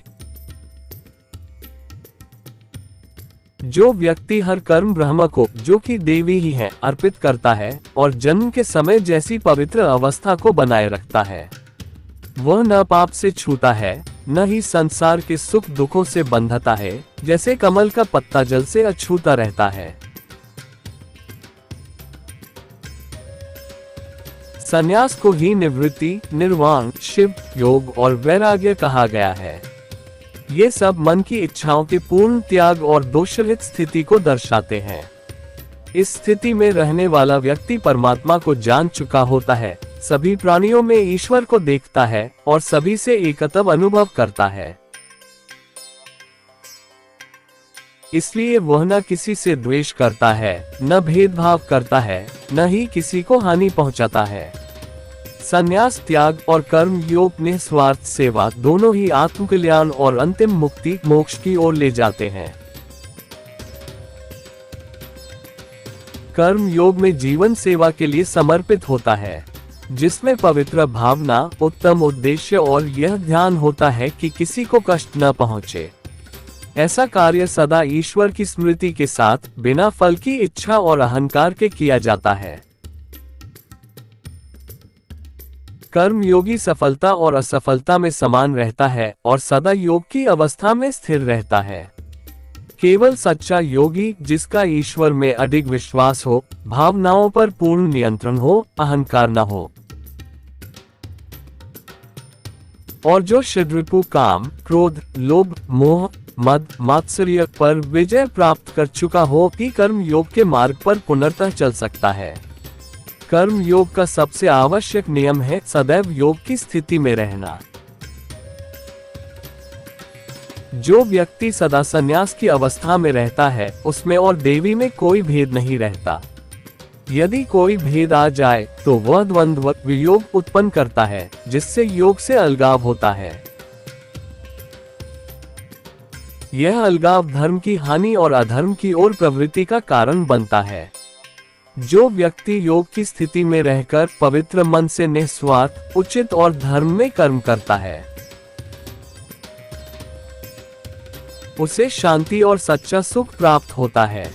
ब्रह्म ज्ञान में स्थिर ज्ञानी सभी कार्यों को उतनी ही सहजता से करता है जैसे देखना, सुनना, चलना, बोलना या सोना। वह कभी यह नहीं सोचता मैं ही करता हूँ। कर्म योग का अर्थ है निस्वार्थ भाव से कर्म करना और योग की अवस्था में रहना, और संन्यास का अर्थ है उस अवस्था को साधना और बनाए रखना। ये दोनों मिलकर अद्वैत योग देवी से एकत्व की ओर ले जाते हैं, जिससे मोक्ष की प्राप्ति होती है। जब कर्म योग के माध्यम से जीवन पवित्र और निष्पाप बनता है, तब व्यक्ति सभी कर्मों को बिना अहंकार, बिना स्वार्थ और देवी की उपस्थिति में करता है। ऐसा योगी सफलता या असफलता से प्रभावित नहीं होता और सभी कर्म देवी को समर्पित करता है। वह न कभी दूसरों को प्रभावित करने के लिए कुछ करता है, न किसी चीज का प्रदर्शन करता है। वह केवल वही करता है जो आवश्यक है, बिना किसी स्वार्थ, ईर्ष्या, क्रोध, लोभ या घमंड के। उसके हृदय में देवी सदा उपस्थित रहती है और वह ऐसा हर कर्म करता है जिससे किसी को कष्ट न हो। वह कभी यह नहीं सोचता मैं करता हूँ, बल्कि वह अपने शरीर को प्रकृति का एक यंत्र मानता है जो देवी या पृथ्वी माता द्वारा संचालित होता है। वह अपने कर्मों का श्रेय नहीं लेता, न ही उसका अभिमान करता है। हर कर्तव्य को वह उतनी ही सहजता और नम्रता से करता है जैसे सांस लेना, चलना, खाना या सोना, बिना अहंकार के। योगी संसार के हर प्रकार के आसक्ति को त्याग देता है, चाहे वह शरीर, मन, बुद्धि, इंद्रियां या कर्मों के फल से जुड़ी हो। वह केवल आत्मशुद्धि के लिए कार्य करता है और निष्पाप रहते हुए अपने सभी कर्तव्यों को निभाता है। परिवार और समाज के प्रति कर्तव्यों की उपेक्षा करना पाप माना गया है, लेकिन योगी उन सभी कर्तव्यों को निष्पाप होकर निभाता है क्योंकि वह उन्हें बिना आसक्ति करता है। जो आत्म संयमी व्यक्ति संन्यास की अवस्था में रहता है, जो कि सच्चा योग है, उसकी आत्मा दोषों और मानसिक अशांतियों से मुक्त रहती है। वह सभी कार्य केवल कर्म योग के माध्यम से करता है, बिना मैं करता हूँ की भावना के। वह कभी यह नहीं सोचता मैंने किया, और न ही यह अपेक्षा करता है कि दूसरे करें। वह शांत, अनासक्त और अहंकार से रहित होता है। जब कोई व्यक्ति सही उद्देश्य, सच्चे प्रयास और पवित्र भाव से सफलता या असफलता से अनासक्त रहकर और सभी के कल्याण की भावना से कर्म करता है, तो उसे गहरा संतोष प्राप्त होता है। इसके विपरीत जो कर्म स्वार्थ, आसक्ति या लालच से प्रेरित होते हैं, वे केवल दुख और अंतर्विरोध लाते हैं। इसका अर्थ ये भी है कि धर्म में और निस्वार्थ कर्म आत्मा को बंधन में नहीं डालते। जैसे आत्मा स्वाभाविक कार्यों जैसे देखना, सुनना, चलना, सोना आदि के लिए उत्तरदायी नहीं मानी जाती, वैसे ही योग्य और धर्म में कर्म आत्मा को बंधन में नहीं डालते। जब आप वही करते हैं जो उचित है, जो योग्य है, तो आपको उसके लिए दोषी नहीं ठहराया जाता और न ही उसका दंड मिलता है। श्लोक 42। तस्माद् ज्ञान संभूत हृत् ज्ञानासिनात्मन चित्वेन संशयम योगमतिष्ठोत्तिष्ठ भारत। इसलिए हे अर्जुन, अपने हृदय में जो संदेह अज्ञान से उत्पन्न हुआ है उसे नष्ट कर दो। ब्रह्म ज्ञान दैवी ज्ञान की तलवार से इस भ्रम को काट दो। हमेशा योग की अवस्था में दृढ़ता से स्थित रहो, जहां तुम्हारा मिलन तुम्हारे शुद्ध और दिव्य आत्मस्वरूप से होता है, और शक्ति और स्पष्टता के साथ उठो। योग की अवस्था में रहते हुए जब दैवी ज्ञान का उपयोग किया जाता है, तब मानसिक स्पष्टता प्राप्त होती है, जिससे सारे संदेह और भ्रम मिट जाते हैं। ये स्पष्टता व्यक्ति को माया से ऊपर उठने में मदद करती है, जिससे वह निर्दोष और निष्पाप बना रहता है। केवल योग के माध्यम से जब व्यक्ति निर्दोष बन जाता है, तभी मोक्ष की प्राप्ति संभव है, या फिर अगले जन्म में एक उत्तम जीवन की प्राप्ति होती है। भगवान श्री कृष्ण अर्जुन से कहते हैं कि संदेह और भय केवल अज्ञान और मानसिक अस्पष्टता से ही उत्पन्न होते हैं। जब कोई आत्मा स्वयं का सत्य स्वरूप या अपनी सनातन देवी अव्यक्ता शक्ति से जुड़ी दिव्यता को नहीं जानता, तब मन दुर्बल और भ्रमित हो जाता है। लेकिन ब्रह्म ज्ञान, जो आत्मा और देवी माँ की आंतरिक अनुभूति है, एक तेज तलवार की तरह होता है। ये संदेह, भय और भ्रांति को चीरकर सच्चा ज्ञान और शक्ति प्रदान करता है। इसलिए हे अर्जुन, आत्मज्ञान को प्राप्त करो और ब्रह्म ज्ञान की तलवार से अपने हृदय के संदेह को नष्ट कर दो, जो अज्ञान से उत्पन्न हुआ है। योग में स्थित होकर अपना दिव्य स्थान लो और उठो। मोह से उठो, भय और आंतरिक दुर्बलता से उठो। अपने सच्चे दिव्य स्वरूप में उठो। अपने आप को एक योगस्थ योद्धा के रूप में स्वीकार करो, जो पूर्ण रूप से देवी की इच्छा से जुड़ा हुआ हो। अहंकार से नहीं, बल्कि पवित्रता, वैराग्य और आंतरिक शक्ति से कार्य करो।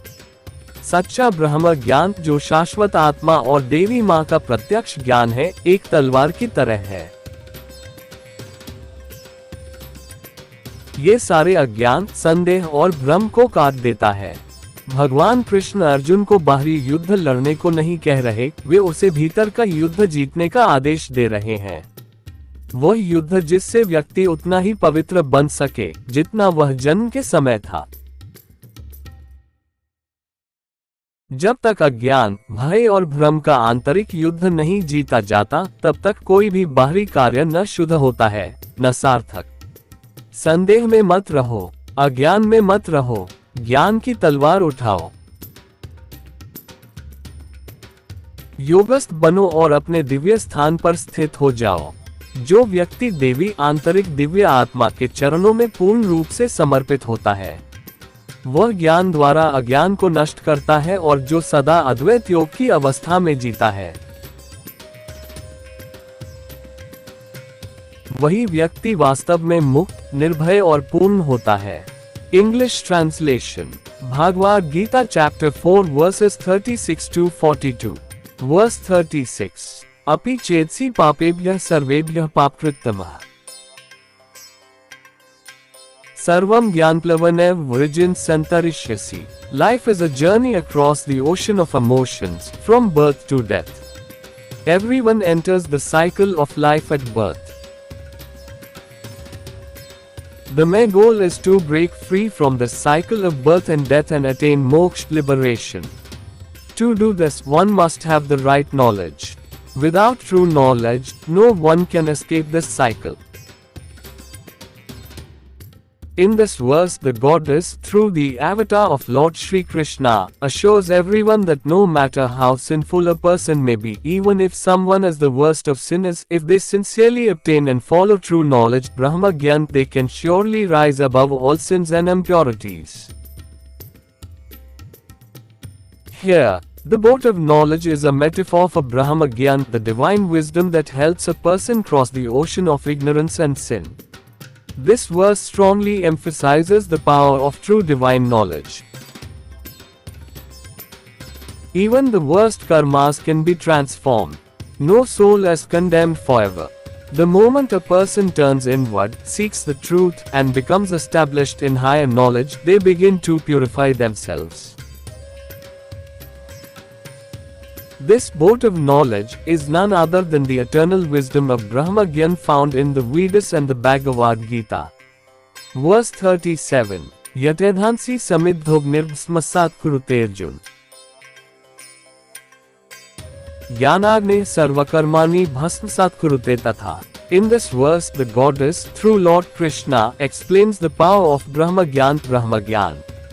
It is compared to a blazing fire that burns all karmas, good and bad, into nothingness. Just as fire turns wood to ashes, divine knowledge called as Brahma Gyan destroys all ignorance and bondage. Divine knowledge called as Brahma Gyan is the most important knowledge for every human being. It teaches how to live life truthfully and meaningfully. It is like a user manual for human life. This divine knowledge, revealed in the Vedas, is eternal.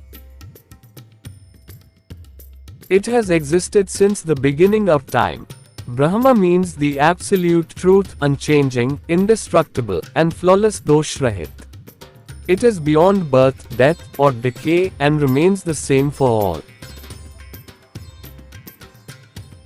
That is why it is called Ekmeva Advitiya, the one and only, without a second.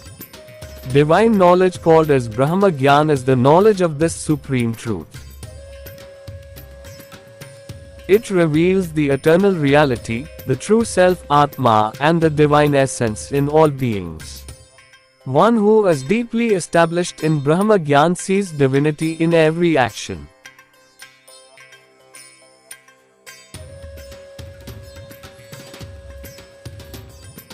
Their life hi jnanen sadrishyam pavitrameh vidyate. Tatsvayam yogsansiddha kalenatmani vindati.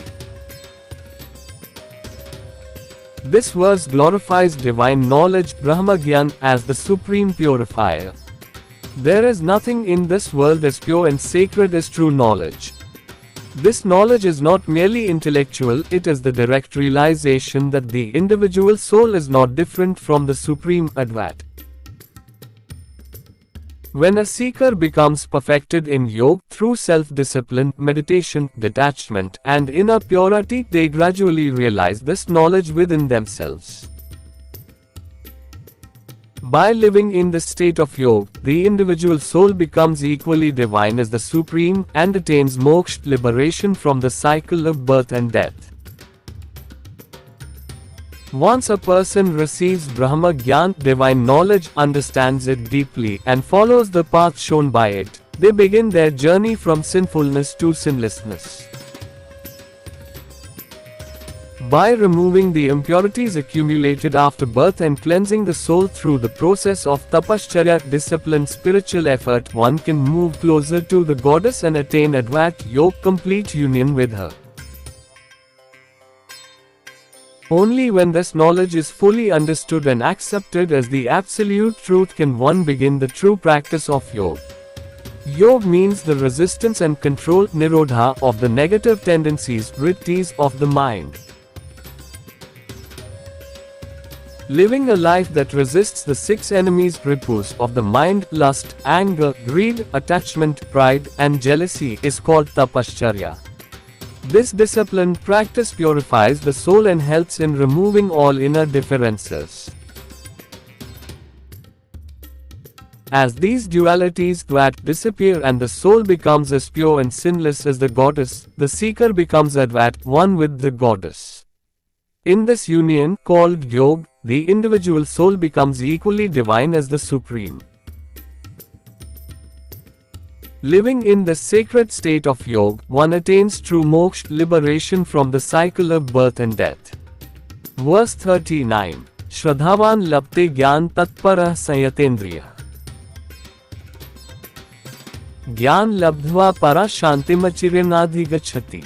The goddess, through the avatar of Lord Krishna, has already said that only those who have true faith in the divine can truly understand this sacred knowledge in the right way.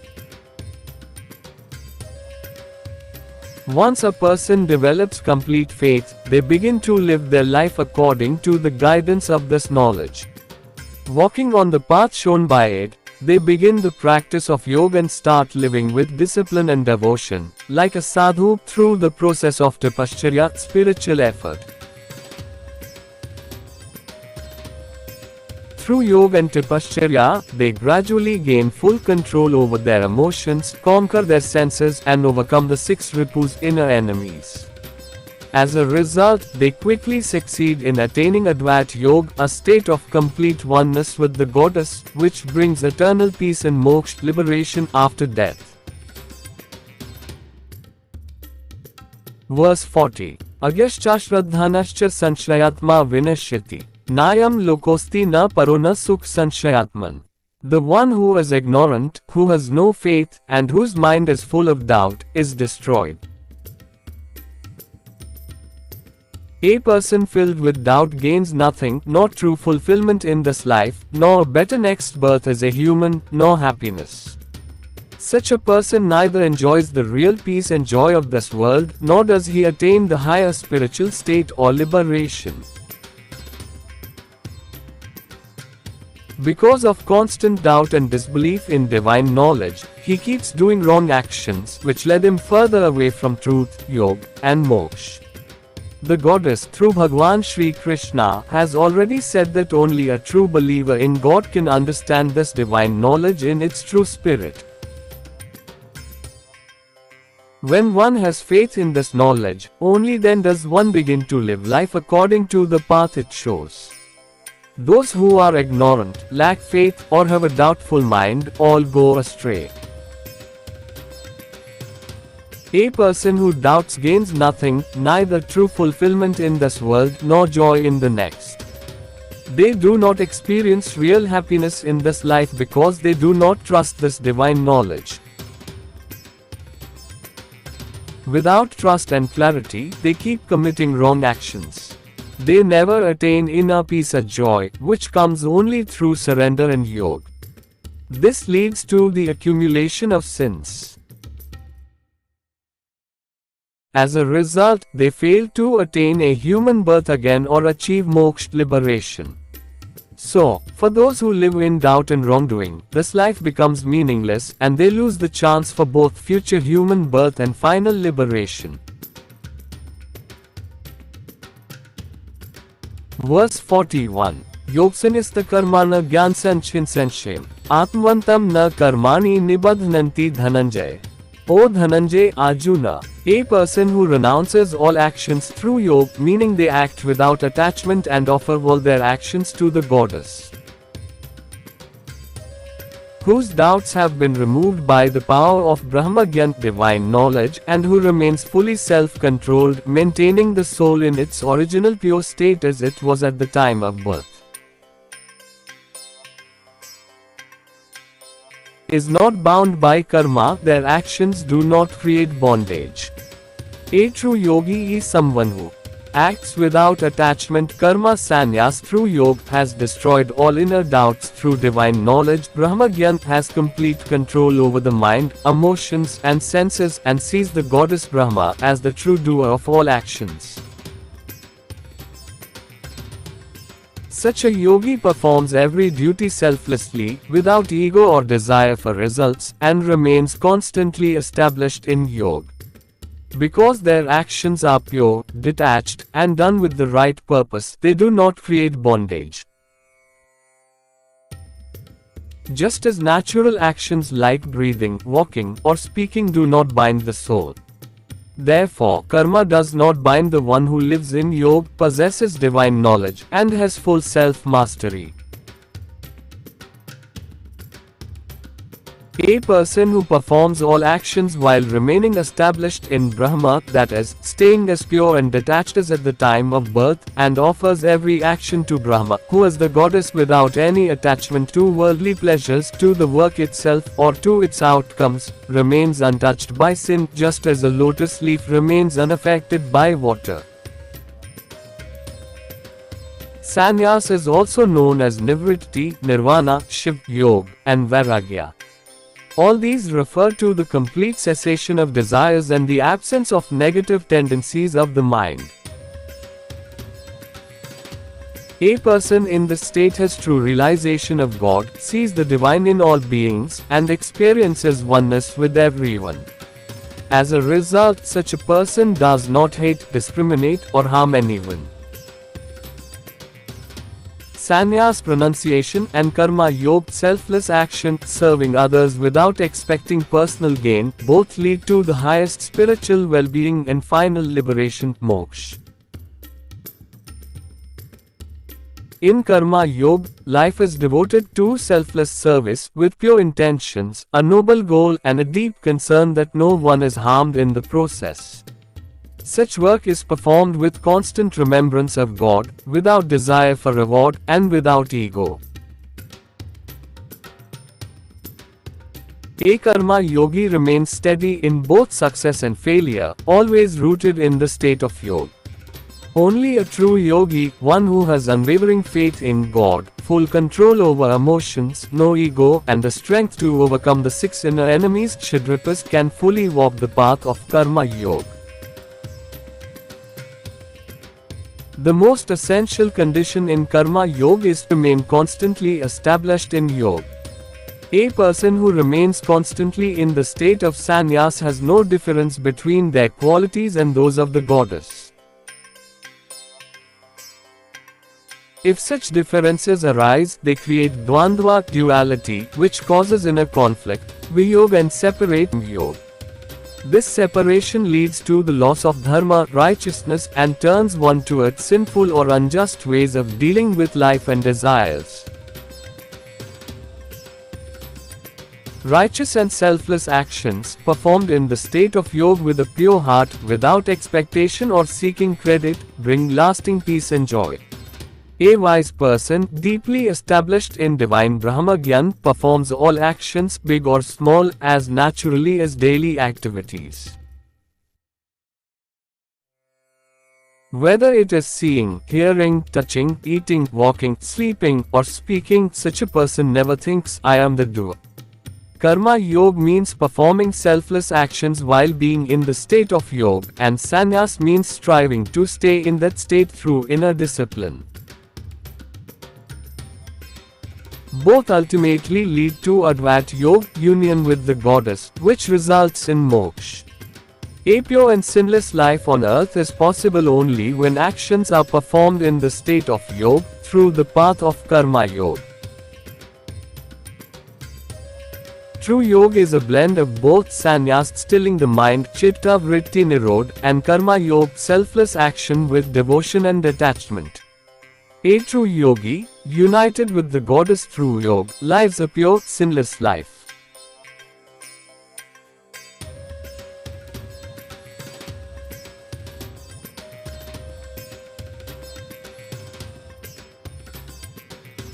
They perform all duties with full faith in God, detachment, and self-control.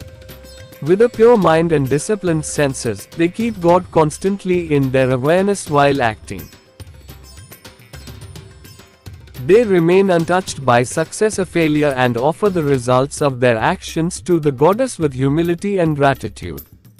They do not act to impress others or prove anything. They only do what is necessary, free from selfish motives like pride, jealousy, revenge, anger, greed, or ego. With God always in their heart, they act with pure intentions, ensuring that no one is harmed or troubled. They never feel, "I am the doer." Instead, they view their body as an instrument of nature, the goddess or Mother Earth, and see her as the true doer. They neither take credit for their actions nor boast about their efforts. Every duty is performed as naturally and humbly as breathing, walking, eating, or sleeping, without ego or pride. A yogi renounces all worldly attachments, including attachment to actions and their outcomes, whether related to body, mind, emotions, intellect, or senses. They act only for inner purification and to remain pure and sinless while fulfilling all responsibilities. Neglecting duties toward family and society is considered a mistake and a sin. However, a yogi remains sinless while fulfilling all duties because they do so without attachment. The soul of a self-disciplined person, who lives in the state of sannyas, which is the true state of yoga, remains free from negative qualities and mental disturbances. Such a person performs all actions through karma yoga, while remaining firmly rooted in yoga, without the sense of "I am doing this" or expecting others to act. They never think, "I did this," nor do they believe anyone owes them anything. They remain calm, detached, and free from ego when actions are performed with the right purpose, sincere effort, and pure intentions, without attachment to success or failure, and with care for everyone's well-being. They bring deep contentment. In contrast, actions driven by selfishness, attachment, or greed bring only sorrow and inner conflict. This also means that righteous actions, when done selflessly, do not bind the soul.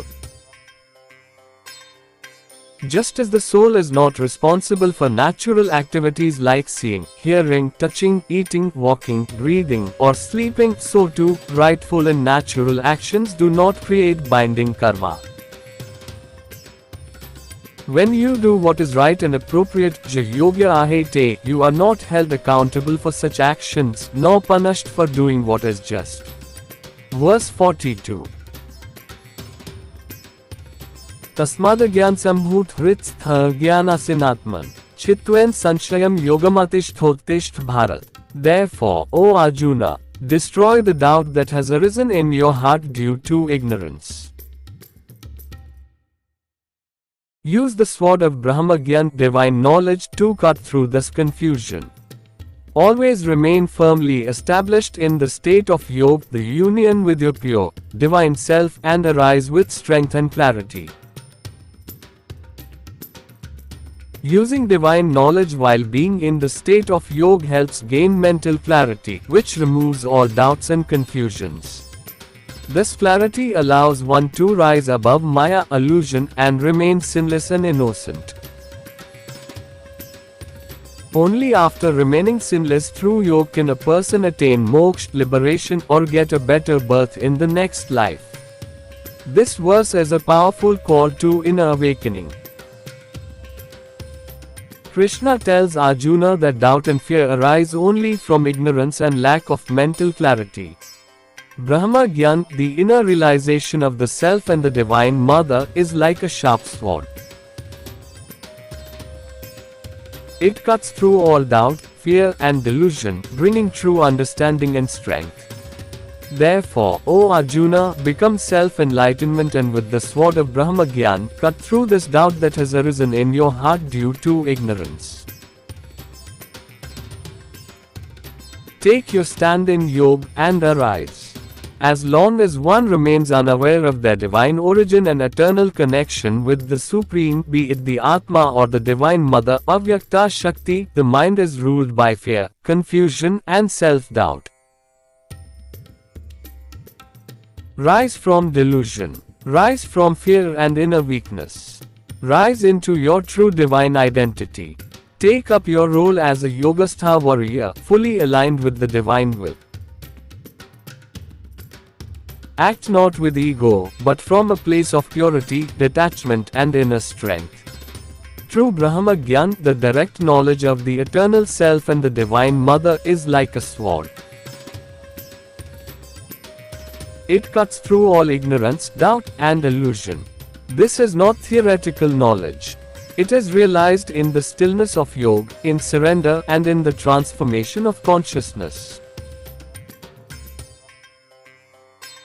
Krishna is not urging Arjuna to fight a physical battle, he is commanding him to win the inner war. The war to keep himself as pure is born. Unless the battle of delusion, fear, and ignorance is won within, no external action can be pure or meaningful. Do not remain in doubt. Do not remain in ignorance. Take up the sword of Gyan. Become Yogastha and take your divine stand. One who surrenders fully to the goddess, the inner divine self, destroys ignorance with Gyan and who always lives in state of Advait Yoga. Such a person is truly free, fearless, and fulfilled.